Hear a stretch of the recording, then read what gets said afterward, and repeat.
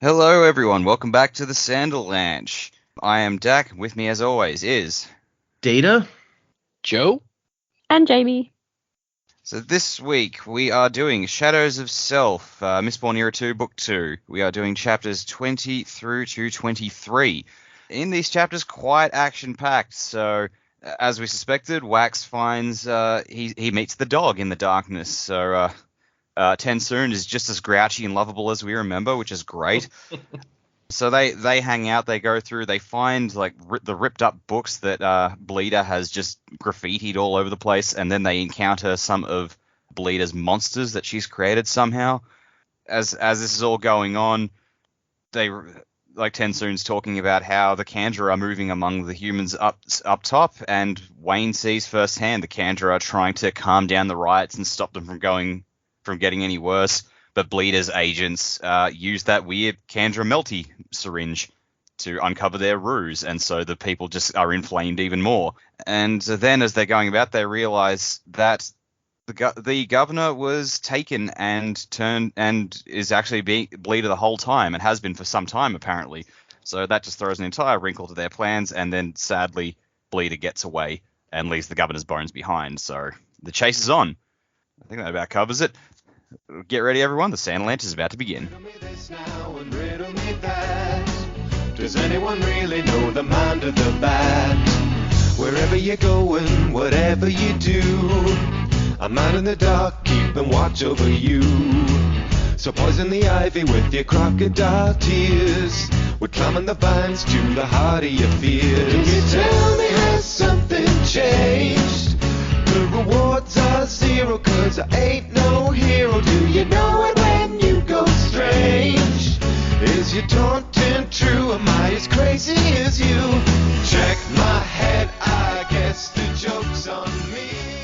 So yeah, we got some very action-packed sort of stuff after a couple of episodes of us being like, well, when's the Sanderlanche going to start? We were still kind of in the setup, and we're getting close to the end. So here we go. It's, I mean, you were saying, oh, we've only got 2 episodes left. And I was like, well, it's got to start fairly soon then. and it did start fairly soon. So yeah, what did you guys think of these 4 chapters? These were fun. Good to see Tensoon again, because he's always just a lot of fun. I particularly loved how he's just like oh yeah, those fucking stuffed toys. Yay. So really good to see him. I feel like his section is like kind of overtaken by those monsters they were fighting, which I'm just like, what the fuck's going on now? This is just out of nowhere. So I don't know. It seemed a little less organic than Marsha's cameo in the last book, because it's like Tensoon shows up, does a couple of things, and then it's like go human, save yourself, and like I'm sure he's fine, but it was just kind of, well, that was a very abrupt little appearance by him, but it was cool. I think Jamie and I called the governor last time, so that was cool, vindication there. Yeah, no, like plenty of good stuff here. I think, like, to be frank, I think I'm not quite enjoying this book as much as I enjoyed Alloy of Law. I was saying before the episode started, it's like I don't really remember a lot of what happened in the early part of the book, and I had to flick back and find out. Because I was like, where do we go again? Because I completely forgot about going to visit Grandma in the village and all that sort of thing. So it's like, I don't know. I think the pacing of this book might be a bit disjointed, but that could just be me. The events are still fine. It's like event-wise, it's been a really fun book, but I just feel a bit worn out, I guess, by it. I don't know. Does that make sense? Yeah, no, I think I feel you. Yeah. It's funny that you and Jamie both talked about the governor possibly being Kandra last time, but Jamie called relatively early on. She's like, I think maybe the governor is already a Kandra. So she, oh really? Yeah, she kind of that was the episode where Joe first put forth his theory about the Kandra too, and we were like, oh, let's see who's gonna be right about who's gonna win secret Kandra this time. And so Jamie's done we pretty could still week. Mine works still. I think I could still be right. What was yours again? That it's that the Kandra is Lessie. Oh, that's right. Yeah. And it's funny because there was a mention in the Discord after that episode where somebody's like, well, I mean, in theory, they could both be right, I guess. Sure. I mean, we've already seen this particular Kandra take on several different faces, so it's very possible. Yep. Yeah, these chapters were good. It all kind of went bang bang bang bang bang, which is good. but it kind of jumbled up my brain as to what was happening when. I would say that the Tensoon stuff was good. Whenever I think about these weird creatures, it just makes me think of Blade 2 with the weird vampire hybrid things. The split chin things. Yeah, that's what I think of when they describe these creatures that are fighting them. That's just the picture that I get. But anyway, good, interesting stuff.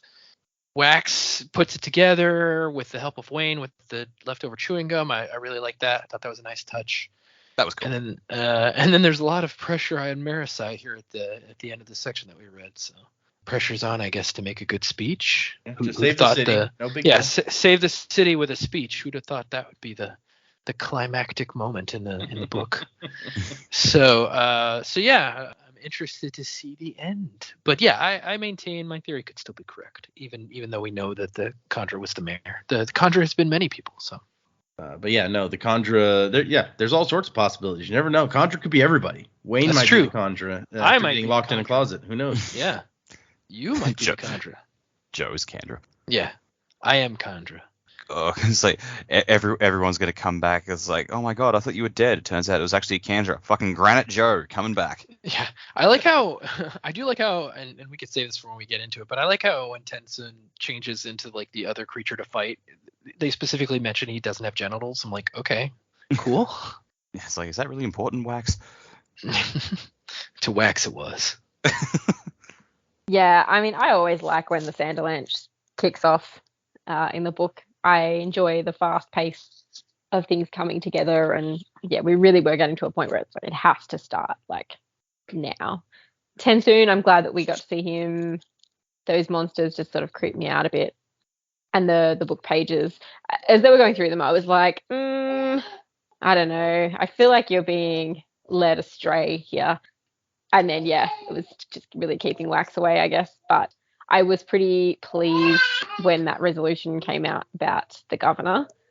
But I'd actually forgotten that I had called the governor as a Kandra earlier. Because last week I was saying that maybe he's a Kandra, but not the leader or something. Like, I don't know what I was on about last week. Something else. But I wasn't quite there. But I was like, yes, at least we were onto it. Like, he's dodgy. So that sort of made me a bit happy. Like, I do have some idea what's going on in the book. Yeah, but good fun. I always love this part of the book. It's great to have things happen in rapid succession, and keen to see where it goes next. But yeah, it was funny when you early on said the governor, and then we get the scene where it's like the bleeder goes into the room and there's a gunshot, and you find the governor like standing over his dead friend or whatever, and it all happens so fast that I think it really does a good job of making you be like, if you had suspicions that the governor was bleeder, you're like, oh, well, obviously that couldn't be. And then right here, it gets explained so quickly that you're like, oh, no, actually that makes a lot of sense. Yeah, very clever. Okay, I guess let's get into these 4 chapters. And there's only 3 chapters and an epilogue left, so we're right up at the end here. So yes, if you remember, we ended last time with Wax opening the secret door and a voice in the darkness being like, "I've been waiting for you." And so Wax, yeah. Oh, okay. And I imagine in this moment he turns around and Tensoon's wearing sunglasses. And so he pulls out his gun and just like shoots it to use the light to see what's going on, even though he has that lantern in his hand. It's just not lit yet. And I like the note that once he gets sight with the flashes of whatever this is crouched down, he points the gun at it, but he doesn't pull the trigger because you don't shoot something just for talking to you. And Tensoon, who we find out shortly it is like, man, you're a jumpy one. And he tells him to light your lantern, human, lock the door, let's get out of here. I'm a jumpy because I don't normally encounter talking dogs. Right. Well, he didn't even know it was a talking dog at first when he got all jumpy. It's true. It was a weird voice in the darkness. Yeah. Also, if you're in the middle of a dark cave and you hear a voice growl, "I've been waiting for you." I mean, I feel like that'd make anybody jumpy. That's some Dark Souls shit. Yeah, that's some spook type stuff right there. Oh, I know why you're sad. That would have been if he'd said that. Yeah, if he'd have said that, I would have burned my phone for lieu of an actual book to burn. And that's how Joe exits the podcast. So he finds out that this is a wolfhound, the largest he's ever seen. He's like, oh, hey, I've read about you. And Tenzon's like, thrilling. I'm so happy Say's included me in his little book so that drunk people can curse by my name. And he goes, they do that? I misread that originally and thought he said, like, so drunk people can curse my name. I was like, what, did Say's turn you into the villain or something? Oh, that would be sad, yeah. Yeah, they're drunk and they're like, damn you, Tenzon. If it wasn't for you, I couldn't be drunk. I was like, what did Tenzon do? And then I realized I'd missed a word and gone, oh, so the drunk people are just like, when they're getting into a bar fight, one guy gets decked in the face. He goes, Tenzon's sake. And I like Wax is like, wait, they do? And so he's never heard this particular practice, I guess. And Tenzon's like, yeah, there's also stuffed toys. Oh, yeah, Sunni cubs. I've seen those. And Tenzon obviously is not happy about that.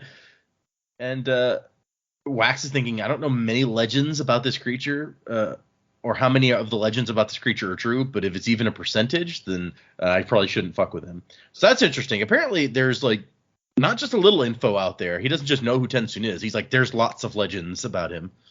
And so he says that the other Kandra are out in the city trying to counteract Bleeder. They can't really fight her. They're not that good at looking for her. But while she's out there trying to spark a revolution with skills she learned from the Lord Ruler himself, they're trying to do the opposite. For every priest she has committed an atrocity, we have dozens out preaching temperance and peace. And Wax is like, oh, yeah, no, that's a good idea. And as they're walking through, he sees down one of the paths a little hut. He's like, wait, is that? And Tenzon says, yeah, like that's the basement of Kredek Shah, the Lord Ruler's palace over there. A bunch of people were hidden there, and so it got moved also. Which is funny because like the actual cache was like in the secret passage that's in that hut. So I guess there was a bunch of people hiding down in the cache, and then there was more people just in the basement not knowing the cache was there. And Wax notes, which I hadn't even thought about. He's like, wait, the Well of Ascension itself is down there. And who knows if it still has any sort of power, but it's like, oh, hey, yeah, that's true. That would be right there, wouldn't it? Presumably, that's where Say's keeps his body. I was going to say, presumably, like, people can still travel in and out of it. Portal pool. Maybe. Unless, like, in taking up the shards, like, their two perpendicularities disappeared and he created, like, his own somewhere else. Who knows? I guess that makes sense. Well of Ascension, now it's just a hole in the ground. And so he's like, Tenzon's like, hey, when I was walking through here, I smelled something weird. Come on, I want you to check it out.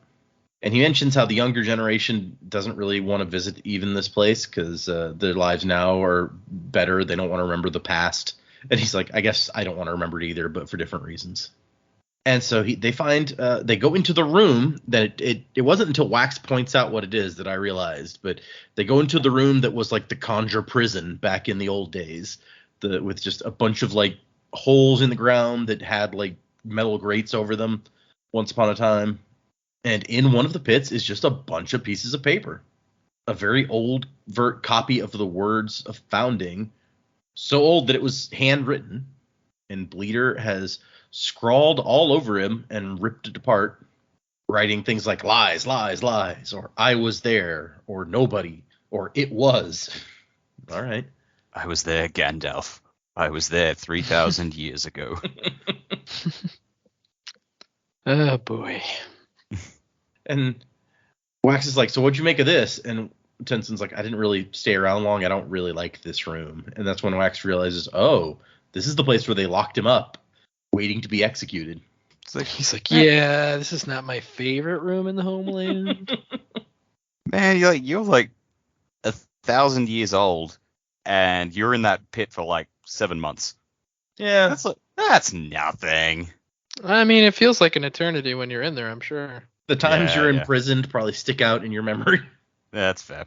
I'm being an ass. I apologize. And then he's like, wait a second, you knew Vin, right? What was she like? And we find out that so what happens? He's like, yeah, we spent time without our spikes, like over an hour, and that caused my memory to degrade. But it was mostly from like the newest memories, the ones right around when that happened. So he lost all his memories of Sazed. So really, I mean, we were like, oh, they're all dead, and apparently it's like, no, you put the spikes back in, and they're like, oh, hey, it's fine, I just lost a little memory. And he has a very sweet thing about when he asks, like, what was Vin like as a person? And Tenzin says that she poured everything into whatever she was doing. When she fought, she was the blade. When she loved, she was the kiss. Far more human than any that I have known. Which, that's nice. That's a really sweet little... I love that speech. Yeah. Sure. Plus, Tensun's not super verbose, so it's Mm-hmm. a pretty nice thing for him to say. Yep. And it just brings you back to, like, the sadness that we had in that last book, that it was like, oh, he never got to see her again. Yeah, and also, Yeah. like, she was, like, the only human that was super, super nice to him, so. Yeah, he never liked many humans except her. It's like she was the only one that was interested in him for him, not just what he could do for her. Mm-hmm. And so Wax is looking through all these sheets, and he's like, this is too much. This is like something out of a book where, like, the crazy villain rips a bunch of pages and leaves a secret message hidden among them that you have to rearrange them to find out or whatever. Like, this is not the kind of thing that she does. Her motives may be insane, but her methods have been careful and deliberate and focused. When someone leaves something like this behind, it means one of two things. They're sloppy or they're trying too hard. I know she's not sloppy, and I don't think she's trying to be cute either. When I talk to her, and he's like, wait, you talked to her? When? And Tenzin's like, okay, but she was, like, speaking to you as herself, not as, like, an imitation of somebody else? Because I've known her a long time, and she doesn't do that. Like, she's always in character, basically. I used to be like that, too, which we kind of talked about that, like, way back in the second book, where it was, like, part of his grumpiness of being a dog was that he had to have his own personality for the first time ever instead of impersonating someone else. So what you're saying is they could get change Bleeder's mind if she took a dog's bones. She needs to turn into a dog, and you need to be nice to her. Puppies solve everything. Yep, there you go. I do like puppies. They are pretty great. Yep, they're delicious, too. Oh. I'm just kidding. I've never eaten a dog that I know of. So, Palm was the Lord Ruler's pet Kandra. She ignored the events surrounding the end of the world of Ash, vanished, didn't come back to the homeland. We all thought she was dead until she popped up among the survivors. And I like Tensun's like, she betrayed everything we are, but then so did I. So maybe we're a pair, she and I, two of the oldest monsters remaining on the planet, now that many of the seconds have taken the escape of ending their own lives. So the seconds mostly killed themselves, apparently. I mean, most of them were kind of dicks, so... Yep. No I don't feel real bad about loss there. Yeah, those guys can go ahead and be dead. I'm cool with that. Well, and there weren't a lot of them in the first place. If I don't remember the exact number, but I feel like it was like 10 or 12. Like there was Yeah, was that all? Yeah, I remember there not being very many because there weren't many firsts, and so I feel like the general idea they gave us is that each successive generation had more. Yeah, bigger. Yeah, I think that seems right. Okay. So what were we saying, Jamie? Don't know. That was so 30 seconds ago.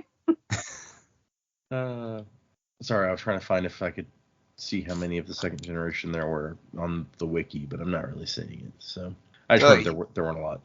Yeah. So he mentions that, like, oh yeah, since most of the seconds have killed themselves, doesn't say anything about the firsts, so I guess the firsts are all just gone anyway. Yeah, I don't know. The firsts were already like weird and old when we met them, so who knows? My guess is there probably maybe one or two of them are still around. I feel like they were more on board with Tensoon and Sazed than the seconds were. Yep. I feel like the seconds were like, this is how it's going to be. All right, bye. I'm kind of wondering if the first even came back from what happened at the end where they removed their spikes, because they were kind of different from the other ones in like in the way that they looked and were, because they were originally, Terrace people. Yeah, they were humans at one point. Kind of looked like the Swamp Thing, if I recall correctly. Yeah, they were like green and Mossy. droopy, yeah. Human horn. I don't know why that popped in my head, but it did. Oh, geez. I was out with a couple of friends last night. We just went to the pub and were hanging out. And at one point I said something. I can't remember what it was, but it was a Futurama joke. And one of the other guys at the table just started pissing himself and said, a Futurama reference? And I'm like, do you even know me? Do you not know who I am? Do you even Futurama? Yeah. Somebody earlier was talking it was about the Dresden Files. There's in the most recent Dresden Files book, there's a moment where Harry is talking to Butters and he's like, boot to the head, telling him to like kick somebody in the head. But Butters is such a nerd that he just immediately assumes that he's making a pop culture reference to this song called Boot to the Head, so Harry's like, boot to the head, and Butters is like, nah, and Harry's like, boot to the head, and Butters is like, nah, because that's how the song goes. And I was just like, they're so deep into like this nerddom that it's like in the middle of this very serious situation, he just assumes that the other guy is making a random pop culture reference and can't help but like echo back. That's a fair assumption because Harry does that all the time. It's true, but also I had like when I read the bit, it's like I've got no idea what the hell they're talking about because I don't know the song. No, yeah, I didn't know the song either. But it was something like one of the Discords I'm in, people were talking about it, and they're like, that's ridiculous. And I'm just like, no, because if it was me and somebody threw out like half of a Futurama quote, I would probably come back and finish it first thing without even thinking that it might mean something else. So no, I get it. I get where they're coming from. Yeah. Like if somebody said balls thoroughly, I would have to say licked. I was thinking like, I'll make my own theme park with blackjack and hookers. Like, just screw the whole thing. In fact, forget the blackjack. Yeah. So that's what happens when you're that much of a nerd. It's just the way these things go. So Wax finally concludes. He's like, wait, she's trying to bring down God himself. She's trying to bring down Harmony. And Tenson's like, okay, but that's crazy. And Wax is like, yeah, it is. But speak to Harmony and find out something for me. Did Bleeder first leave because Harmony tried to take control of her, and that set her off? And Tensun takes a moment to talk to Harmony and says, yeah, Harmony says he didn't try to control her directly, but did push her very hard to do something she didn't want to do. Just imagining that Tensun's gone, Harmony, did you? And says like, I heard him. Yeah, I heard her. I am everywhere. And so I guess Wax's theory is that this set her off, like having Harmony forcing her to do things that she didn't want to do. So now she's seeing everyone as Harmony's puppets, and Harmony's controlling everything. And so she's trying to break his control to get everyone out from under his thumb, basically, which does jive with everything that she said about freeing people and whatever else we've heard from her. Someone else moves us. Yep, someone else moves us. I did have to laugh as well. And it's like, oh, she she wants to take down God, and Tensun's like, that's crazy. I'm like, Tensun, you have been there for 2 gods that have been toppled already this series. Good point. Hadn't thought of that. Yep. I mean, 3 if you count preservation just dying in the wind. Yeah. And he's like, wait a second, but she knows, she let us here on purpose, and she knows what you're doing, and she's planned for that. So she's going to bring down those Kandra that you have out in the city. And that's when we cut to Wayne, who is standing between 2 bonfires in the middle of this crowd, lights his cigar off one of the bonfires. Weird flex, but okay. Right? And so there's a guy standing up shouting about how, the rich are robbing us blind, and they expect us to work all these long hours, and then they leave us to starve. They don't care about us. Would the survivor have stood for this? And Wayne's thinking, nah, probably not. And he's sitting here thinking, like, yeah, okay, it's important what we're doing, bringing down a homicidal shapeshifter and everything. But, I mean, these people got a point. I feel like I'm kind of on their side about some of this stuff. And that's when this priest gets up, and the priest is like, I'm sympathetic, but don't invoke the survivor's name for looting and destruction. Like, these aren't the days of the Lord Ruler. We have the ability to let our voices be heard, and I'll help, I'll join you in this, but we need to do this the right way. The survivor said that we should smile, which that part's true. I feel like if you really knew Kelsier, then being like, no, don't invoke his name for destruction and looting, it's like, well, he probably would have been all right with that. Yeah, but he did say you should smile, so that part at least is fair. Smile while looting and destroying. Sure, why not? And that's when he sees the guy who was yelling earlier sneaking up behind the priest and raising his hand. He thinks he's gonna try to kill him, like stab him or shoot him or something. But Nope, he pokes him with the needle, and all of a sudden the priest starts drooping and turns translucent. And the guy's like, look, see? The faceless immortals are serving the nobility. This is one of their minions. They want you to believe you're free. But it's all lies. And so that just turns the people, gets them even angrier. And then a woman sees Wayne and goes, hey, aren't you that guy from the Roughs? That's super convenient. Right? It's a weird thing to say. It's just that guy from the rock. That one guy. And Wayne's like, oh, shit. And then the guy who's been yelling all this stuff is like, look, it's one of the constables. Get him. And the entire crowd turns to look at Wayne. And he's thinking, oh, hell. And then we get the rest of the story from the broadsheet about Gentleman Jack and this guy who's pulled a gun on him. Mustache guy. Yep, pointy mustache guy who says that Sure. Quite a mustache. Oh yeah. It is. Yeah, we got the picture now. It is a big old mustache. It's like that's how you need to turn sideways to go through a door, mustache. Yeah. And careful not to poke somebody's eye out when you're turning. Yeah. But yeah, so this guy says, you killed my brother. And he has the weirdest, like, well, I mean, I'm sure I've killed lots of guys' brothers, but I would never kill someone just to leave their brother brotherless. Like, what the... It's like the very idea. I don't know that anybody thinks about that when killing somebody else. Oh, man, I bet that guy had a brother. Bummer. The very thought of killing a man for the express purpose of leaving another man brotherless is highly repugnant to me. Well, yeah, no shit. What the fuck are you even talking about? Also, I don't think that's what he was being accused of. No, yeah. You killed my brother, and as you stood over his body, you laughed and said, hopefully your brother feels this loss. Yeah, exactly. It's like, you stood over my brother's body, and you thought, good, now that guy has no brother. Oh my gosh. I don't know. So I don't know if you guys picked up on the product placement that happens here, but it's kind of funny. Oh, it's great. There's 2 product placements, and I was like, this is perfect. The Gentleman Jack stories have product placement for Doxonar brand cigars and Chambly 328.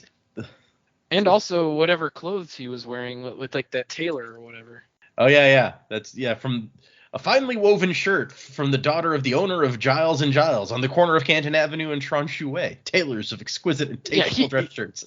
He even gives the corner where they're at. Like it's obviously a shameless ad. It's like you can find them here. This is where I buy my clothes, dressed like Gentleman Jack. I'm the best. And he just skips away going, sell out with me. Oh yeah, sell out with me tonight. How does this terrorist guy even like stand it? It's like, dude, product placement, really? By the faceless, if I was going to die, I would do it drinking a fine Chambly Montreux 328. Oh gosh. So and he's like, the guy asked him, who are you? And he's like, Gentleman Jack, surely you've heard of me. And the guy's like, so you ain't that Waxilium Ladrian fellow? And that makes Jack angry. And he's just like, no. If a drink for my friend, for I too would pull a gun on Waxilium Ladrian were I to meet him in person. So, but why? All right, that's gonna happen at some point. It's gonna be you like. Think Gentleman Jack shows up in Bands of Mourning is like, I'm here to take you down, Waxilium Ladrian. I think it would be hilarious. Do you have a brother? If you don't have a brother, this is not a good fight. You know what? But I heard you got a sister, so I guess she'll be brotherless. Yep. But I like That's the not why I'm idea. killing you. Yeah, not for that reason only, but that's just a side effect. I like the idea of like he shows up and like he's just some nameless goon in the crowd and Wax just decks him. And as they're walking away, Marisage goes, "Do you know who that was?" "No, that was Gentleman Jack." Huh? It's like, who? See, this one, this part and this story just makes me feel maybe as opposed to the one in the previous book where it was kind of like there was an assumption that some of you guys had that's like, oh, this is a fake thing, right? And I was like, I don't know, maybe it's real though. And this one feels fake to me because we know that the people in the city in Ellendale, that there's like this negative view of Wax from some of the previous articles that we've seen. So it's like maybe this is just perpetuating that. And on top of it, we got random product placement, which seems like a weird move for Jack from the previous things that we've read. So it's like, was this really just made up? And the newspaper specifically is adding in these things that like support what they're doing? Or is that Jack like actually being unusually savvy and going, oh, this will get me some money if I just throw in. It's like, man, I fucking hate that wax guy. Yeah, maybe. Yeah, it's true. He's like, oh, we got to put it in the story. I can have my product placement, and I can make some cash, and then also I can be hip and jive on the current pop culture. But yeah, while he was distracted, the Lord Mistborn's buttons were stolen. Not my buttons. Not my gumdrop buttons. So he needs some tin, and the story ends with him pushing his way to through the crowd, and he's going to grab the fake buttons, I'm gonna which eat are those buttons. the Lord Mistborn's clasps of wuzzing, because they're counterfeit, so I can just use them. It's fine. Wow, what a ridiculous name for cufflinks, I'm assuming. Of course, like another way to read the Gentleman Jack stories is like, is this what it's like in like, is this like Wayne's imagination of himself as as Jack? Wax his hand a whim, and the girl is Renette, because Jack thinks that the girl is totally into him, and the girl's like, oh my god. I don't know. I think she's kind of into him. She's just a little more rough around the edges than he depicts her as. Based on the footnotes from Hand or Whim, it does seem like she kind of likes him. Okay. But I do like when you look at the actual broadsheet page, you see the ad in the corner with like a bottle of wine and some cigars. And Doxson would feel to like have cigars named after him. Well, I guess the cigars are named after the town, and I guess the town is named after him. So. Oh yeah, fair point. He'd probably like having a town named after him. Yeah. But it looks like Jack also wears like a mist coat, because you can see in the pictures like the tassels at the bottom. And I think I think he mentions it in the story, but. And it may just be the illustration, but he looks a lot older than I was expecting him to look. Yeah, I agree. He seems like an older guy here. But yeah, that's I like this page. It's got some fun bits on it as far as these broadsheet pages go. So yeah, Tensoon and Wax are running through the tunnels, and Tensoon's going to tell Harmony to back everybody off, but Harmony says it may already be too late. And Tensoon says, well, we're Harmony's ears. That fits with the theme, right? Like she did the tongue, she did the eyes, now she's doing the ears. And he's like, but this is so pointless. You can't stop Harmony. It's like a child throwing rocks at a mountain to try to move it. And Wax says, but she's not trying to kill him. She's trying to like free, quote unquote, people from him. So emotion, then liberate the Koloss by making them feel powerful emotions, and it gives an opening to break through another's control. And I like Wax is like, hey, that's what the old stories say. Good to know that that's actually true. And that's when there is a howl, and there's like, what the hell is that? And Tensoon's like, I've never heard anything like that. And Wax goes, aren't you over 1,000 years old? And Tensoon's like, yeah, I mean, something like that. And so that doesn't bode well. Yeah, Frankenstein monsters. And so, yeah, there's as they approach, Tensoon's like, they're waiting for us up there. They smell like men.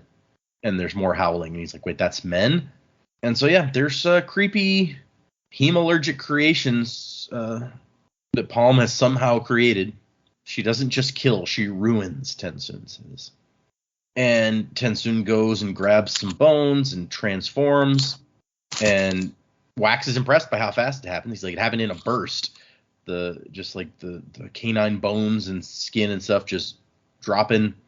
And this new set coming up. And so he's got arms and this big wrestler body, and in just basically Tensoon's awesome, which we already knew. Right. And so one of these things busts in, the face of stretched skin and muscle reminded Wax of Koloss, but with forearms like hammers. So I gotta ask, all right, she used hemalurgy to create these things. How? That doesn't fit with anything we know of how hemalurgy works. Nope. Yeah. But she's got some sort of, I mean, hemalurgy couldn't give Kandra allomantic power before either, so that's true. I guess she somehow developed some new approaches. Yeah. And I mean, presumably she could, like, each of these things could only have one spike in them, or else Sayce could take them over. So right, exactly. That's a good she's point working too. with limited resources. Oh, sorry. The big thing that reminded Wax of Koloss with hammer arms, that's Tensun's new form. Right. Because there's the crotch-lack genitals of either variety. So does it go on after this chapter or in a later book to name these things? Because they're pretty freaky sounding. They are very weird sounding. No longer bipedal. People. Fingers too long. Joints bending the wrong way at the elbows and the knees, and pure black eyes. God, that sounds awful. Yeah, no. And so he shoots one, or he shoots rather, and they don't run away from the sound. So he unloads on the first of the creatures, aiming for the skull, and none of them drop. Their skulls have been thickened, specifically, I guess, to prevent Wax from shooting them in the head.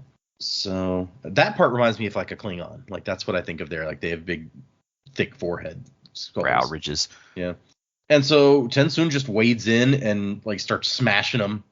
He steps on one, crushing the skull against the rocks. And Wax starts shooting again, but now aiming for the eyes. And Tensun's like, "Flee, human! Your modern weapons are useless." And Wax says, "Like hell they are," or thinks that, and pulls out his shotgun.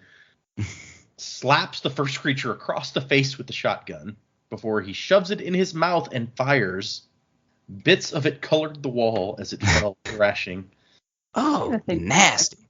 Yeah, so real cool guy stuff. And there's the whole thing about how Wax prefers handguns. He feels like they're like an extension of his will, like coin shots made manifest. The shotgun is not an extension of his will, but it did a good job of representing his rage. And so they're in here firing, or he's firing. Tensun is more physical. And I like Tensun, once they're kind of getting away, he's like, "I gotta ask Harmony if I failed him in killing this day." And Wax is like, "I mean, what are you talking about? He uses me to kill people all the time." And Tensun says, "You are his ruin, and I am his preservation." Which is very offensive to Wax. He's like, "Really? Is that all I am? Harmony, his like killer? I don't like that." And so yeah, Tensun says this was all done with one spike, so that Harmony can't take control of them. But how could one spike change them this much? That level of hemalurgy is beyond my understanding. And so they're going to take another way out. Tensun says that there's a chamber that has kind of recently opened. And then we cut back to Wayne, who's now part of the gang chasing himself. And he's like, "There he goes, boys. I saw that dirty Connor up there. You go that way. I'll go the other way." That's my favorite part, where he's like, "There he goes." And they're like, "Yeah." I mean, I assume that he stopped at some point and did a quick change with his power, but it's just so funny. I was just reminded of Blazing Saddles, is like when the sheriff takes himself hostage and the town falls for it. I think he's gonna do it. What? But he's out of Bendaloy now, which is not good. And so he's no more stopping time. Unless Wax has an extra vial, he often carries one. That's smart on Wax's part.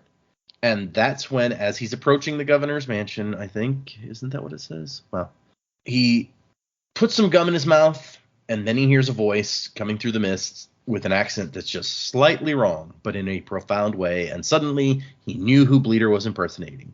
So I don't know. What did you guys think when he hits that point? Did you have any ideas like who he had heard? No, not really. Mm. I figured we were about for me, I didn't think it was going to be the governor. I thought maybe it was going to be somebody close to the governor since he's at the mansion, but no, I didn't expect that.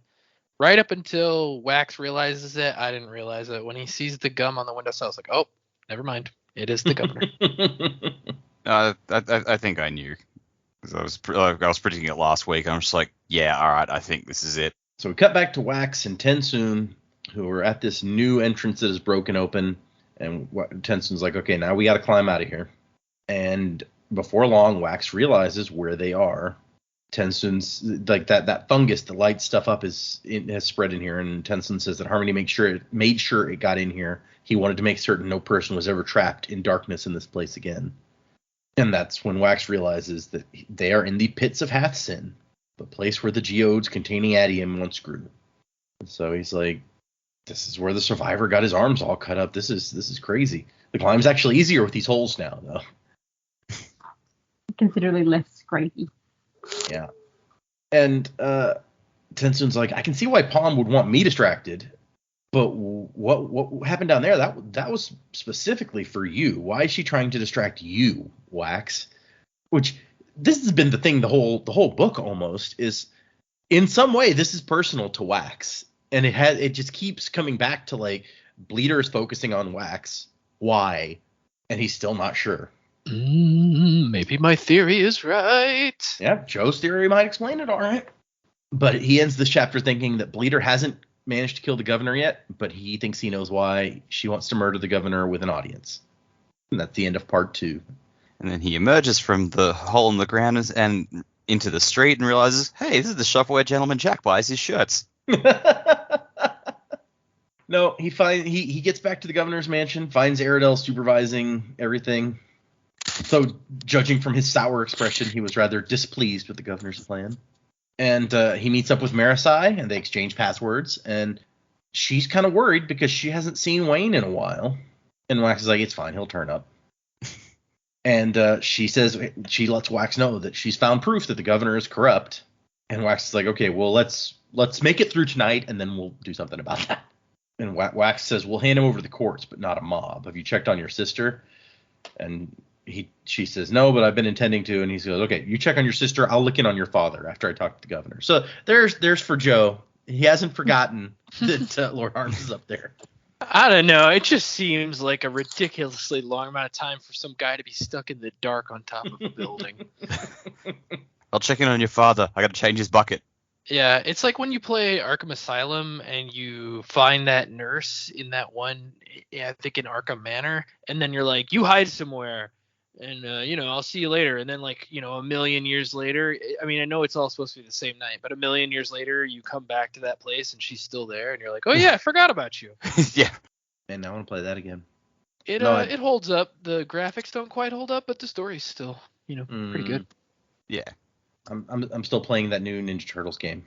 Oh, dude, it's great. I love Shredder's Revenge. It's probably one of my favorite games that I've played in the last few weeks. I told the older kids that we'd do co-op tonight after we're done recording. So yeah, I wish I could come and do that with you guys, but it's not cross-play on Xbox to PlayStation, is it? No, PlayStation is the only one that doesn't want to cross-play with other platforms. Oh, that sucks. Yeah, I would definitely do that with you guys if I could. I mean, I guess I could just come over with my controller. It's true. But that just seems like a ridiculous thing to say. Yeah, like that's a lot of work. Mhm. Damn Sony. First Morbius and now this. Yeah, they just can't trust Sony. I do like that we get a moment where Wax is like, Marisai, I haven't told you, but the uniform, I think it suits you. Like you're doing a good job. And so this is meaningful to her. Finally, he's like accepting her. I love she blushed. She was Marisai after all. Yep. No one is surprised at this point. It's Wax goes to see the governor and just busts his way in, and the governor says you could have knocked, and Wax is like, and you could have ignored a knock, so I didn't do that.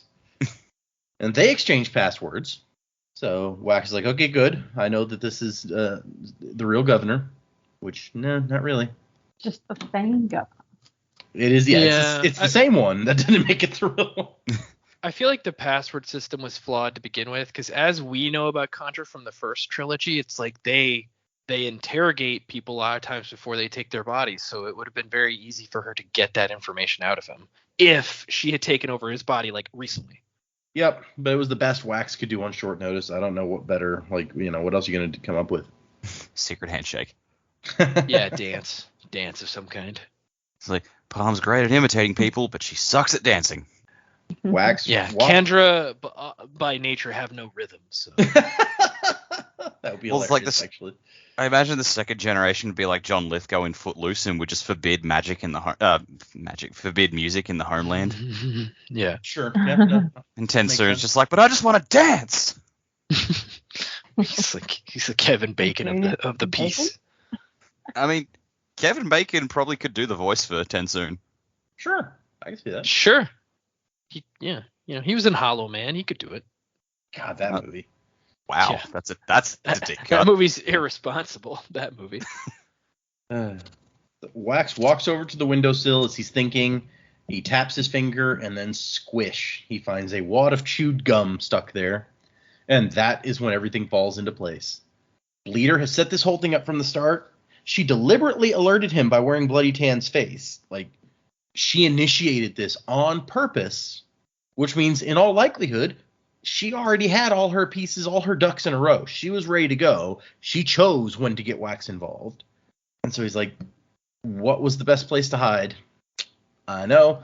Turns around, pulls his gun out, and there's Innate already holding his own gun. Damn it, Wax. Just a few more minutes more, and I'd have had this. You always see a little too far. And so, yeah, Bleeder took the governor before any of this even started. And Drim knew all along. Drim was one of Bleeder's acolytes, I guess. But sycophants. Yeah. She was forced to kill him, and because Wax shot her, and Wax is like, damn it, oh, I get it. You were wearing the governor's clothes underneath the marksman outfit. I shot you and bloodied you, so you need an excuse why the governor was covered in blood. So you killed Drim. Oh my gosh, how did I not see any of this? And so Wax yells for help, confident that for some reason Bleeder's not going to kill him. But the help doesn't work out like he thought, because when the governor's bodyguards come in and see a guy with a gun on the governor, they assume that's the bad guy. Yep. Yeah, I in that moment I was like, that's and especially where he calls himself idiot, like that was a very me moment. I saw myself in Wax. I'm like, he's trying to think fast, so he makes this decision, and he's just like, idiot. Of course, that's what's gonna happen. Yep. And then Bleeder kills the guards, which is, I feel like, unnecessarily harsh, but okay. I mean, they were on your side. Why couldn't you have given me a little longer, so close? Now I have to kill you and claim you were the Kandra. Blame you for shooting the guard so I can still free the crowd.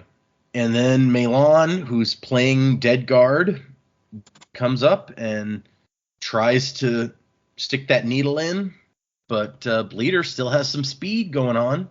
So she snatches the needle and shoves it in Melon, and that is that. Although her metal mind of speed storage finally appears to run out, so that's nice. She saved up a shit ton of that speed. I don't know how. Like, she's been using that left and right. Yeah. Maybe that's why she the governor was always like, I got to be alone to write my speech. Store. Yeah, that's a good point. Yeah, maybe. I wonder if Kandra need to sleep. Maybe while the governor is quote unquote sleeping, she's just like storing tons of speed. That would be smart. And if Drim knows, then Drim could be in there with her while she's doing her thing. Yeah, just guarding her. And I wonder if she killed the governor's wife, because in that earlier section, it's like, oh yeah, the governor's wife wasn't feeling well, so she didn't come to the party. And then we never heard from her again. Never That's heard from her very again. good point. She may be dead. Has anyone checked on her? Where is she? She got pneumonia and she died. It was crazy. So weird. But Melon says, no, I'll be fine. I made them do this to me once to test it out. It takes a few minutes to wear off. And Wax opens the closet and finds Wayne tied up and gagged. And when he ungags him, his metal mines are gone, though, so that's unfortunate. Hopefully he can find those. Wax is the governor. Bugger's got the same A as Melon. See, the thing is, though, like, he's out of metal mines, but he also made a point that he's out of Benderloy. Wayne isn't actually now, like, just a regular human. Yep, regular dude. Yep. And Wax is like, you were really lucky. She probably wanted to harvest your abilities, or else she would have just killed you. And Wayne says that he heard the voice. He walked up to the window to check it out, and she just came out and grabbed him and knocked him upside the head, took his metal mines. And so Wax says that she ran off, and Wayne's like, and you're not chasing her? I'm fine. Stop untying me and look in my pocket. So he has the package from Renette, a single bullet cartridge, and off he goes. And so he's going out into the night, going to chase after her. The gunfire a moment ago was just to clear the crowd. He finds a door to a shed and opens it and finds some bones with the governor's clothes. So Bleeder had another body stashed out here. And he's like, okay, so how long would it take Bleeder to change? Melon says faster than her, but slower than Tensoon. Melon took minutes, Tensoon took seconds. So there's really a big gap there that she could be anywhere. And Bleeder says, I can still free you. I may have lost the city, but I didn't come here for them. Not at first. I came for you. You are his hands, Waxilium Ladrian. He may be deaf, blind, and mute, but still, with you, he can move his pawns. Look, I don't know if you've ever tried to play chess while deaf and blind, but I can guarantee you're probably not going to win. No, that might be tough. And he says, maybe I serve Harmony, but I do it because I want to. And she says, do you know how long he cultivated you? Led you by the nose. He sent you to be hardened by the rough so he could bring you back aged properly like leather being cured. And he discovers that she has now become a coin shot since her speed metal mine is no longer useful. And she flies off into the night and he goes after her and is like, it makes sense that she would pick that, but steel, that's my deal. You merely adopted the steel. I was born with it, molded by it. I didn't see iron until I was already a man. And then we cut to Wayne and Marasai finding the governor's bones. And I love Wayne is like, I can't decide if the governor already being dead means we did a really bad job or a really good job. Because we weren't the ones in charge of keeping him alive when he died. So it's like, maybe I'll just count this as a win for us. You got to look on the bright side. Yeah. There's only a bright side for Wayne. No one else. Right. No one else. He's like, Wax can't be mad at me this time. It wasn't my fault.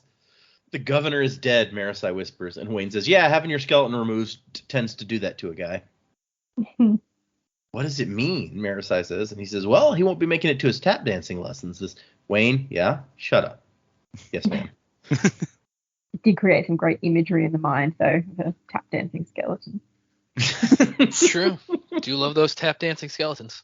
Maybe he just rattles his bones like for some extra taps. And so as we kind of discussed last time, the plan was, and when you guys had your theory that the governor was at least working with Bleeder, the plan was to get up in front of this audience and piss them off. And so Melon's like, can we maybe disperse them? And Marasai says, no, we can do better. How long for you to imitate him? And Melon says, well, I mean, I didn't digest his corpse. And don't wince like that. It's not my fault you people happen to be edible. If it helps, you taste terrible. And Wayne is having a hard time keeping his mouth shut at that point, but he manages it. And Marasai's like, look, you don't have to fool like his mom. It's just a crowd of angry citizens in the dark, so just do your best.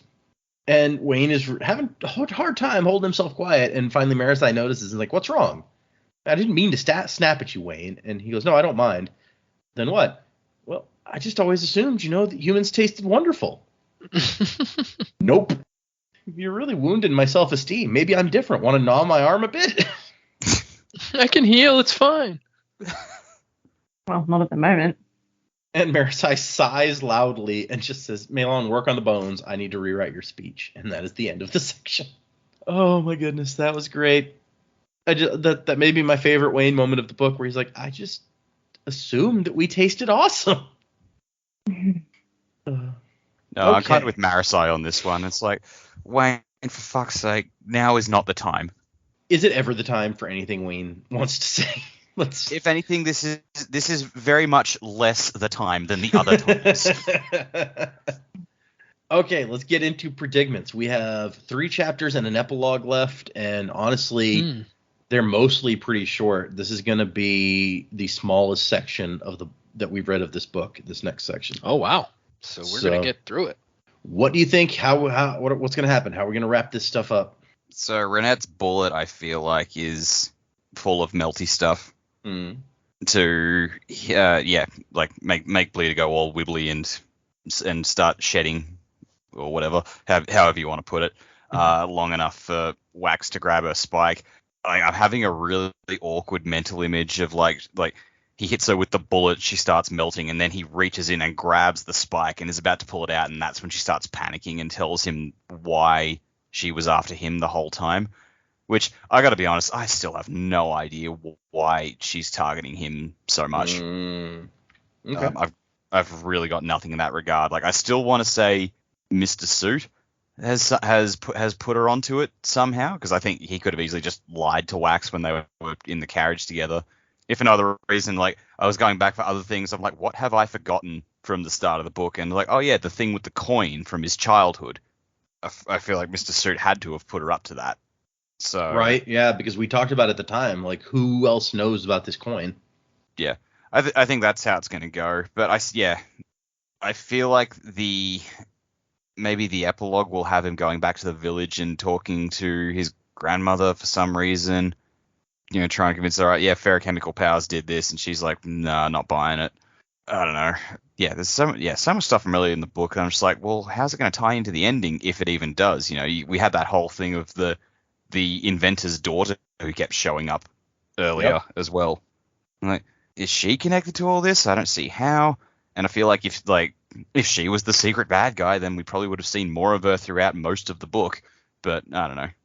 Yeah, I honestly have no idea. I do feel like Tensur is going to show up in the epilogue, and like maybe like he comes to pick Mei-Lan up, and it's like, all right, get in, we're going. And Mei-Lan's like, I want to stay with my new friends. And Tensur's like, nah, we don't hang out with them. We work with them, we don't hang out with them. Yeah, you don't want to get too close to these humies, and you'll end up old and bitter like me. And then Mei-Lan rides Tensur in dog form into the sunset. Sure, as you do.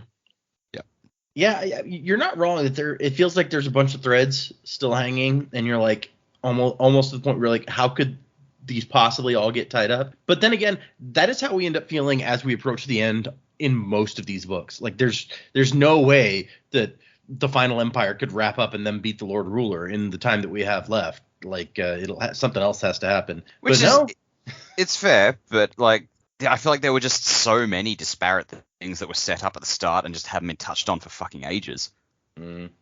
Yeah, I mean, you brought up the village a couple times. I think the last mention we had of the village was when the Pathian priest is being attacked, and she's a terrorist person, and Wax tells her, go to the village so you'll be safe.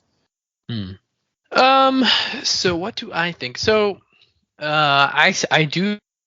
Oh, we know that Kandra are capable of those types of emotions, or at least emotions where they care about another person, especially when Tenzin talks about Ven. He talks about her as if he like adored her, which for all intents and purposes from what we read in the first trilogy, like that's probably true. So I feel like that's why she's targeting him. That's also why she doesn't want to kill him, is because my theory is correct. She is Lessie. She doesn't want to hurt him, but she has this mission that she's on. All the pieces of that I'm not super clear on. Like, I don't know why she wants to do what she's doing. I mean, from what we know in this book, it sounds like she was doing Harmony's bidding at one point. So maybe Harmony sent her out there to like look after Wax, and then things just kind of went wrong. In the sense that, she fell in love with him and stuff. But I don't know. That's what I think is kind of the reason behind it. So my guess is if he's able to stop her, that some of that stuff's probably going to come to light, would be my guess. Okay. So as for the bullet that he got, when I read this part, and there seemed to be putting a lot of faith in this thing that Wax had Renette made, which if he specifically asked her to make something, he obviously had a plan for it. So I went back after reading this section and read the part where Renette delivers it. And she talks about it, how it's half powder, half metal, and it's made not to shatter on contact. So I think it's another hemalurgic spike, because we know that she can be controlled with 2 spikes, but not 1 spike. So if she's got 1 spike in her and he shoots her with another spike and it's inside of her, then Harmony can immediately take control over her if he wanted to. That's cool. That is clever. I like that. Yeah, I think that must be what it is. If it's especially like the fact that because even when it's in Wayne's hand, he says like it says like it's a piece of metal. It doesn't even say bullet. He's like piece of metal. And then the fact that she says it's made not to shatter, like that just, to me, that tells me it's like, okay, well then it's designed to stay in the body as a whole like thing if you shoot somebody with it. Okay. So that would be my guess, is that it's another spike, and the way he stops her is by allowing Harmony to take control over her again. And then as for what's going to happen with the speech, I don't know. I feel like with how riled up the crowd is, even if she has a perfect speech, like, are they going to believe it? Like, are they going to, like, even if she says all the nice things as an 8, like, oh yeah, this is, I'm going to make things better. Like will that even matter to them? So yeah. I'm not sure how that would play out at all. But maybe Marisai will surprise me and have the perfect words to do that. So, but yeah, I feel similar to Dak though. There's a lot of little tidbits that I feel like I don't know how that can be wrapped up, but I will say this trilogy has already proven that it doesn't wrap up everything. In the last book, it definitely did not. It's true. Still, even at the end of this book, we still have no clues as to where these other women are or what happened Yep. with them. That's true, So yeah. it's very possible we're just not going to get answers to that stuff yet. Maybe that's why there's 4 books and not 3 books. I don't know. But yeah, so that's kind of where my head's at the end of the book here. I've reread this book a lot more than the ones we've read in the past, so I feel like I've got pretty good theories. I'm actually feeling pretty confident. So if it doesn't turn out the way I think it's going to turn out, then I'm going to be pretty shocked. But yeah, I've been trying to like reread and pick up stuff because this is like I said, I feel like these books by design have been more kind of mysteries, like try to figure stuff out. So I've been really trying to like pace myself, reread it. I bought the audiobook like I mentioned last time, so I've actually like re-listened to a lot of the stuff as well, and I'm trying to just pick up on stuff. So I feel like I've got a good chance of being right at this stuff this go round. I want to go 2 for 2 on Kandra guesses for sure. So I'm excited. I'm excited to find out if I'm right. But yeah, that's pretty much what I got.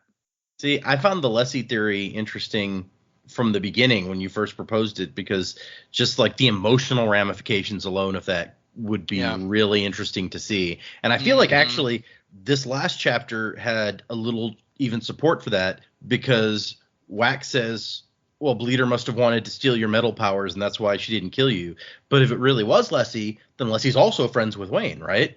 So that's maybe, true. Yeah, she's friends with Wayne. Maybe she wouldn't want to kill Wayne. So I think that kind of supports that. I am interested in, do you have any thoughts? Because what we find out in this section also is that Harmony says that she first turned against him when he made her do something she really didn't want to do. So if your theory was correct, do you have any thoughts on what that would be?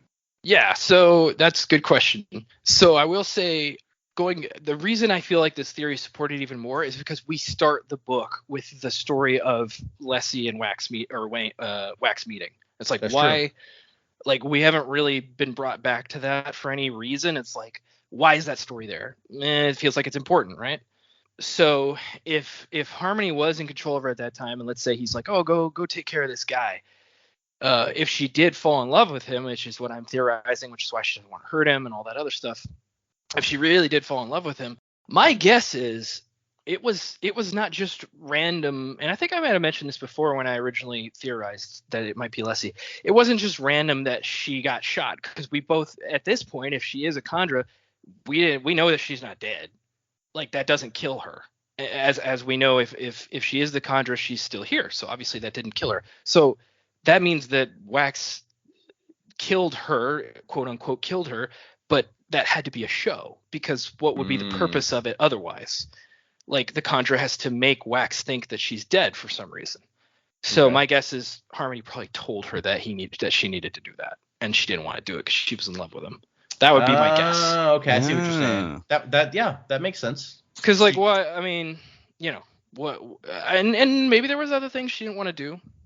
The surprising thing I will say is that I'm confused about, like, because we know Kandra aren't supposed to kill people, and it sounds like Leslie killed some people.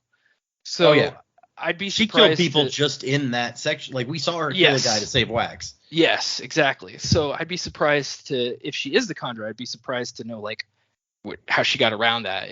If Harmony was for some reason cool with her killing people because she was protecting him, or if apparently Meilon does it a bunch too. So maybe. Yeah, it does sound like she kills people. Although Tensun, maybe it's because he's old school, but he didn't even kill a real human. He killed like a weird human hybrid thing, and he's like, oh man, I hope Tensun's okay with, or I hope Harmony's okay with this.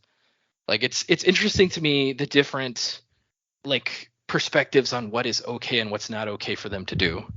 You know, this just occurred to me. I don't even know if you remember it, but when we did the first episode on this book and we did the prologue and Wax and Leslie meet up, you complained about that meeting because you said it didn't feel natural, that it felt like artificial or forced or something for the two of them to meet in the way that they did. And so now you're like, maybe if she was this Kandra, maybe the meeting was arranged, and now then it would feel forced. Like, it would be supposed to feel forced. Yeah. That's true. I'd forgotten I said that, but if you remember me saying that, then I probably said it, and that would make sense. So that's kind of interesting. All the way back to the first episode, there's like things in your that would kind of agree with that. So Yeah. that's I like how this theory has permeated the book for you. Kind of, and that's what happened with the Tensoon theory in the second book. It really like became your whole thing for most of that book. Yeah, well, I mean, I feel like it takes up even more of the book in this one, but I felt like the Tensoon mystery was such a big part of the book in that one as well. Now, I mean, there was a lot more focus on what are we going to do to keep this country afloat, but yeah, no, I'm excited. I think I got a good chance of being right, because I feel like there's enough evidence here that kind of goes that way. Well, I guess we will find out soon. I gotta say, I haven't really been on board with your theory until everything you just described then, and like all the extra pieces. I'm just like, all right, yep, cool, I see it. It does fit. Okay, to go after that, gosh, I also had the question of what did Bleeder have to do that she didn't want to do. That definitely would make sense. I can't think of anything else really that they would have had to have done that pissed her off that much to need to bring Harmony down. I don't know if it would still work necessarily, but what if, and I think we threw it out there before, what if Bloody Tan was the Kandra? Like, what if Bloody Tan was Bleeder, not Lessie, and maybe had to kill Lessie? Like, I thought that was sort of an interesting parallel to like having to kill Drim, like the whole who got shot situation. I don't know if there's actually as much cred to that as what I'm thinking, but just throwing out another theory. What if we knew that Drim was one of Bleeder's followers and was kind of on board? I don't know, maybe Drim was involved in that too, but wouldn't be dead if it was a Kandra, so probably less credibility to that as well. In terms of what's going to happen next, so I mean, again, I think we still get the Mr. Suit mystery thing. I feel like that's going to pick up in the next book or possibly the one after. We just haven't really got enough from Mr. Suit, and I feel like he was really just riding, from what he was saying, he was riding the wave. Things were sort of working out for him without having to actually do much in this book, so I don't know that it's going to come back to him being involved in any way this time. Marisai is going to write the speech. It's going to have to sound enough like the governor to not sort of piss everyone off, because people aren't really responsive to the Kandra at the moment, obviously, after one was like melted in front of everybody. So it's going to have to sound enough like the governor, and then, I don't know, maybe fake his own death or something. I don't know, to get him out of the way. But I assume, given we're this close, they're going to find a way to diffuse the situation. Wax is going to take down Bleeder. I really like the idea of it being another Spike, the bullet. I think that's very cool. I did think it was going to be the syringe for the Kandra melty solution, but I really like the idea of it being another Spike, because the melty solution isn't going to kill Bleeder by the sounds of it. And I'm sure if she's had access to it, you know, Melan was effectively inoculated. They tried it. She knows it doesn't kill her. I'm sure Bleeder has done the same thing. But to put another Spike in, and maybe if we were to see a conversation then between Harmony and Bleeder, that would be kind of interesting. Maybe address and answer our questions. But yeah, I'm not sure. Like, there is so much in the air. It feels like such a big story and so many different storylines. And then remembering that really not a lot of time has passed again. You know, it feels like it's been weeks and weeks and weeks of story, but it's not. Mm-hmm. So yeah, I don't know. It's all kind of a bit jumbled and all over the place, but I'm sure we'll find out soon enough.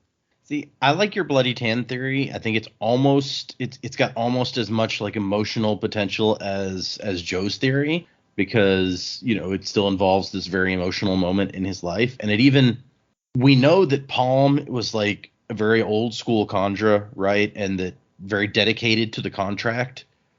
So if Harmony was like, hey, I need you to kill this person, or even Bloody Tan killed a bunch of people, so maybe even multiple people, that could be the thing that he made her do that set her off. Like, you could become disillusioned with Harmony real quick if you thought that he was like this preserving thing and he'd never asked me to kill somebody. And then he's like, okay, I need you to kill or make this guy kill the love of his life. That could explain why she's like against Harmony and why it's so personal to Wax for her, because she's trying to make up for what she did to him. Yeah, possibly. I guess though what she's doing now isn't really trying to make it up. Yeah. She's still killing a lot of people. Yeah, maybe once you get a taste for it. You get a taste for it. But I mean, do you go a bit insane by pulling out one of your spikes too, or it's just that you're escaping control? Yeah, no, I think that's what they said, is taking out one of the spikes makes you crazy. I mean, that's what they in say. which case you're not really thinking about killing people and how that violates your Kandra contract. I don't know. Maybe the Conjurers just say that because they don't have another word for it. But like, as Wax has said, she seems to have been pretty calculating through this. So I don't know that necessarily speaks to insanity specifically. No, that's true. Yeah, she seems pretty in control, really. Yeah, but she wants to like take down God, which, as they point out, that's kind of insane. No, So it's he's like- not. It's happened twice already this series. Yeah. Yeah, I mean, So the first you know, book was all about that. You're not wrong. I think the point that that I feel like one of the main points that these books have made, the first trilogy and these, is like, yeah, these people that we're calling gods, they're actually like kind of regular people that like got these destinies thrust upon them or thrusted upon themselves, and they're not like perfect beings. They don't really understand like the perfect thing to do at all times. They're not these benevolent like beings that know all and can help all and whatever. Right. Yeah, that definitely does seem to be a recurring thing. Not even just in Mistborn, but you get to like the Elantris books where they worship the Elantrians, and then the Elantrians fell, and it was very disillusioning for everyone, to the point that they killed them all. Yeah, and also the Elantrians were like, yeah, we're just regular people that got Elantris powers. Yeah. Although it is like interesting, it's like the idea you raised where it's like, oh, maybe Palm is angry at Saze for forcing her to kill someone. I'm just like, that is one thing. It's like, I don't want to give Rashek any credit because Rashek sucks, but he did at least like tell the Kandras like, no, you are forbidden from killing people. Mm-hmm. Whereas if Harmony's going, you know what, I need to force Wax's hand to be involved in something. Maybe it's something that hasn't even happened yet, but I need Wax to do X, Y, Z, and that can only happen if Leslie's gone. And then, you know, Bleeder being forced to kill Leslie or sever that relationship or do something to make that happen. That would definitely rub it the wrong way, I guess. Yeah. She's yelling at Saze. It's like, you're not my real dad. Okay, let's do emails. We got a few emails, but I'm going to save some of them for next time. For everyone at home, we are recording these kind of one day after the other, back to back. This one and the next one. So I'm going to save some of these for the next one. But we're trying to get a little ahead of the game because Dak got a part in a play, and he's going to need to practice for that on some weekends. So get ahead of the game. We're getting an extra episode in as insurance. Yep. Yeah, everybody likes insurance. Okay. So the first email is from Diaria, and it says, "Hi, crew. Love you guys' take on Shadows of Self. I'm constantly sat here cackling at what you predict successfully and what you don't know about yet. I also think this is when you really see Brandon start digging into way more morally gray and questionable character traits. And it's one of the reasons I prefer this to the original series. I had a few things to point out when listening a couple of weeks ago, but didn't email till now, so some of it may be old ground. One, there's a thing going around on Tumblr about how you can fix your posture by pretending you're shooting lasers out of your chest into people's faces. And now I'm imagining modern Kandra with eyes that can see UV having permanent nipple lasers. Wouldn't have made this thought up without Dak mentioning Austin Powers, so thanks, I guess." Sweet. Fembots. Nice. Yep. Okay. You're right. Yeah, it's like I don't know what to do with that. Glad I could help. Yeah, right. 2, this is a word of Brandon, shortened a bit. I found it about Wayne, and it's pretty relevant. So Brandon says, the other big inspiration was Wayne was something I noticed about human nature. When I wanted to tell a story about a character who had some really deep... Wayne should bother you. Like, the way he treats Steris and the way he treats some of the people in his life should really bother you. And one of my goals with Wayne was to tell a story that mimics what I see in real life, where there are people I know and I love who also have this way about them. One of the things that fascinates me about adult fantasy versus young adult fantasy is how readers are not going to have blind role models, quote unquote, to the same extent, and authors have the leeway to make their heroes do more questionable things and explore more flaws than just, quote unquote, too loyal or, quote unquote, won't sacrifice friend to save the world. I'm not sure if that... It's a little unclear whether that was all a Brandon quote or whether it was just the first half from this email. But either way... Yeah. So I do like that Brandon says that it's like Wayne should bother you to some extent. Yeah, and that's fair. And like I get, you want to make characters that are a bit more complex morally than like, your standard hero. Because like people are saying, oh yeah, we want complexity in stories, and then they get some, and it's like I don't quite like that because it's not. Yeah, so it's like I guess you gotta take the good with the bad. Yeah, right. In fiction. Yeah, I think they want, and I think this is something that we've seen as a trend. People want complexity in characters, but they prefer to see it in the villain than they would to see it in their hero. Their hero, they want to be, so a lot of times they want to be kind of like a whitewash hero, but they want the villain to be like interesting, and maybe there's some saving things, like saving graces about the villain that maybe they're not all bad. Like people like that kind of stuff. Sometimes they want to be able to root for the villain and the hero, and I'm like, I mean, that's all right. But I think Brandon has a tendency to just make it more realistic on both ends of the spectrum. Like the villain's not all bad, the hero's not all good. Yeah.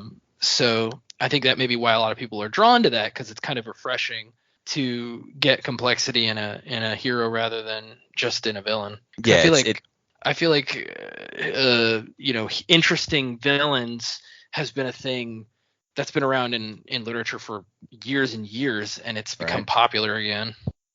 Yeah, I think that, like, to sort of add to that is like what you're saying is absolutely correct. It's like it's a lot easier for people to say maybe the villain's not all bad than it is to say the hero's not all good, and so they want more of an ideal hero. But the thing is, like, if you say, well, we want the ideal hero, then you wind up with someone like Superman, where people say like he is like a perfect, wonderful hero, and people say like, well, that's boring. I don't want to read that.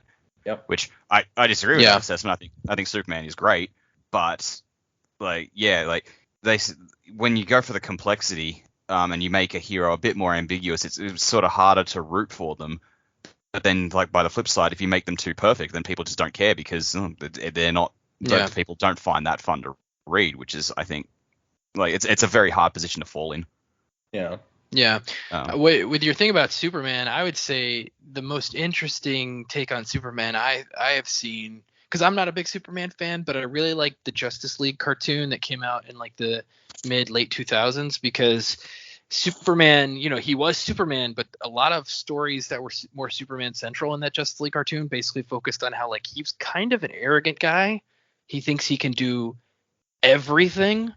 And like a lot of times Batman outsmarts him or kind of shows him like, hey, yeah, that was not the right thing to do. And like there's a lot of pushback between them throughout that whole series, I feel like, where they're just like, he's like, well, you don't know everything, Bruce. And he's like, well, I mean, you can't do everything, Superman. Yeah, that's fair. I haven't seen that cartoon. Everyone says it's great, but I never watched it for some reason. To go back to the email, there was something I wanted to add. Like there was, like they said, this book is the first time where Brand's really delved into that, and I think, well, is it though? Because even like halfway through the first book, we had Kelsier doing some pretty horrendous stuff. Like as I recall, Joe, you even said you were prepared to just stop reading the book because of how nasty it got. Yeah, it was pretty rough when he like basically forced that dude to fight that other dude. I was just like, geez, that's not cool. Yeah. Not very heroic. Yeah. No, it really wasn't. Yeah, no, that's true. I do like, we're talking about like villains with some more complexity to them, and I'm like, well, Ruin was pretty much just a dick, so. Yeah, and then you look at when we did our wrap up of the trilogy, none of us said he was our favorite villain. It's true. Ruin was kind of meh. Lord Ruler, I think, was probably the best villain. Yeah. I mean, granted, the Or other side of Carl. the coin was like Straff got a lot of love because he was also not really a complex villain, but he was cartoonishly evil. He was, so it was yeah, kind of- cartoonish yeah. evil. So evil. Yeah. You couldn't meet a more evil guy. Like every thought that you got from him, or every woman that he wronged, like it was just so obviously he was just so obviously evil. You're just like, wow, that guy sucks. Yep. Yeah. No redeeming qualities whatsoever. No, really not. Okay, sorry. Number 3. I mean, he's Ellen's dad. Maybe that's redeeming. No, I don't think so. 'Cause he's horrible to Ellen. Yeah. Yeah. He's also Zane's dad, so you got to take that into account. Yeah, seriously. Ugh. He was the dad of a lot of Definitely cover people. Let's be fair. Yeah, Yeah, there was like he was the army the- of half-borns. Yeah, he was the dad of the random thug who got his head blown open. Yep. Okay. I gotta say, I think that's probably one of like the highlights of that book for us because we keep coming back to remember when Vin headbutted that dude? Yep. Yeah, I headbutted Yeah. him so hard, made the highlights fall out of her hair. Okay, number 3 in the email is, I too spent the entire book picturing Lord Harms perched atop a spire, Batman style. Friendly reminder, he's still there. It's true. Yep, we got that here. He's just sitting up there monologuing. He's like, "This city is my city. I will save it. I will." And then Wax shows up. Is like, "Are you talking to someone?" Ah! Who are we talking to? No one. Number 4 is, I think the whole Kelsier taking up the mists was the first instance of why secret history may have changed your reading of this story, but it's only one of a few things that would feel different, and there's been so much more good theorizing because you read it first, it's hard to complain. Yeah, I guess that's true. Fair. Sort of a long email, sorry, but yeah, had a lot of thoughts bubbling around in my head. Y'all are amazing, and we listeners really appreciate you being so consistent with episodes, even when you're tired as hell. P.S. Thanks for the bronze fairing status, Joe. It's a medal I can actually get my hands on and try to make some bracers. Nice. Wow, that would be cool. Very Yeah, right. cool. Okay, the other one that I will read for today is from Jade Chaos. I reached out before I joined the Discord to put y'all on blast for not mentioning Miracle of Sound early on, and have since joined the Patreon as a shard. This email is a long time coming because of a lot of reasons, but y'all have called out asking for people who listen from the get-go, and I wanted to drop my hat into that ring. I think I didn't listen from the very first drop, but I was subscribed before the second episode hit. I also was mostly Cosmere aware when the show started, but tried to read Elantris alongside y'all. I didn't make it very long because I was moving across several states and needed something to keep my brain activated. Also, I have reviewed on Spotify, not sure how to find it or share it. I don't use Apple products, sorry. But to bring it to a point to drive the discussion, do the rest of the crew know about Adium being an alloy of some sort? Do we think Adium could still have the elementic power of volcanoes? One more thing, I think Joe is too hard on Spook. His slang is valid Scadrian dialect, damn it. Now shut up and take my money. P.S. I'm sorry for turning the Discord horny. Oh no. What? I don't need to know about that last part. I'm not too I hard on think- Spook. If anything, I'm not hard enough. That's what she said. That's why she's sad. Yeah. Exactly. Oh, and Jamie in at the ending with the best zinger of the episode. Yep. Yeah, good one. No, that's great. I loved it. Yeah, it's like I think we talked about this, right? That we talked about Addie being an alloy, didn't we? Yeah, we briefly touched on it when think we Brandon mentioned it. announced it not that long ago, because it was like, oh, by the way, Adium wasn't really Adium. It was kind of an alloy of this other thing, so we still don't know what real Adium does. And so it was just like, okay, that doesn't really change anything about what we know or have read, so it didn't really seem like that big a deal. Well, hang on. Didn't Kelsey mention like someone at the pits tried to just take the geode themselves and burn it? Did that happen, or do you know I don't think so. I don't recall this. Remember that? Oh, maybe I dreamed it. But are they Weird saying dream. that the adium that you would ingest wasn't real adium, It but the wasn't adium pure crystals were Adium. real adium? Yeah, so pure. Let me see. Let me go back and look to make sure that I. Although it is remember. interesting to me that something that grew like as a geode wasn't a pure metal. Like it's kind of strange that it grew as an alloy. Yeah. Well, that was my so- point. I was like, I thought if someone like consumed a geode Yeah. or something, that would be the pure metal, would it not? I don't know how that works. The geode is a stone, so I don't know if it's. Yeah. I don't know. Does it need to be refined? Or? It's weird. It's a god metal, it's a weird Right. thing because it's his body, but it grows. Like, it doesn't make a lot Yeah. of sense. So do we have any geologists and or blacksmiths who could shed light on the stone growing process? Can you help us understand this fictional investiture process with a physical rock? So what Brandon says is you just continue to call it adium, but what they think of in world as adium is very slightly tainted with electrum, and so what so they're maybe calling electrum naturally. Wasn't electrum an alloy? No, is I don't think electrum so. an alloy? I don't even remember. Hold on. That was a I gold don't think alloy. so. That's why it was the opposite of gold. Yep, electrum is an alloy of gold and silver. Oh. Well, maybe, alloys are naturally occurring sometimes, right? So, like, Yeah. if in the pits of Hathsin, if the rock there is rich in gold and silver already, and then it grew through that, I guess it could combine all three, right? Yes. Plus, it's a god metal, so I feel like it doesn't follow the same rules as regular metals. You could take an alloy and mix it with a god metal and make a new alloy of some kind. And I like the person responds to that by coming back and being like, okay, so when Kelsier makes the 11th metal, Maladium, did he do that by taking that adium and separating out the gold and silver from what is actually this alloy, and then alloying the adium with gold? I think it's gold to make the 11th metal. And Yeah. if so, do adium and gold have similar melting points? And Brandon's like, I'm gonna raffo that. I'm not gonna canonize any of that right now. It's like, you threw too many things at me. I'm not interested in answering that question. I'm so confused. I thought I understood how all this works, and now all of a sudden that's just been shattered. Yeah, I know. It's always. Yeah. Even we didn't know as much as we thought we knew about Allomancy. And There's always another secret. exactly. That just raises further questions.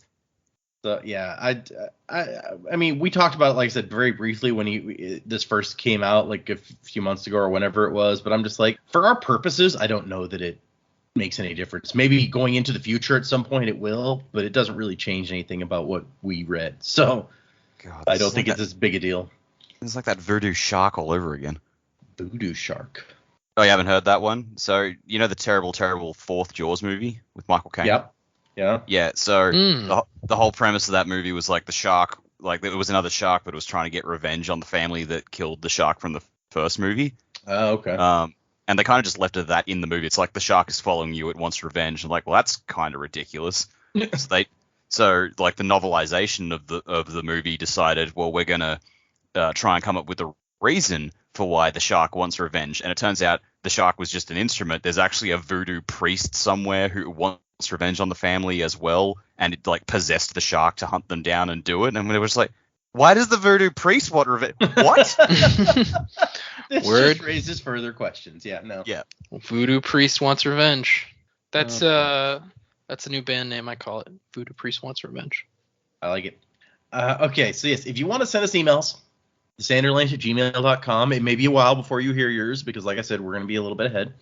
You can find us on Instagram and Twitter and Patreon and Facebook and all sorts of places. Music by Miracle of Sound.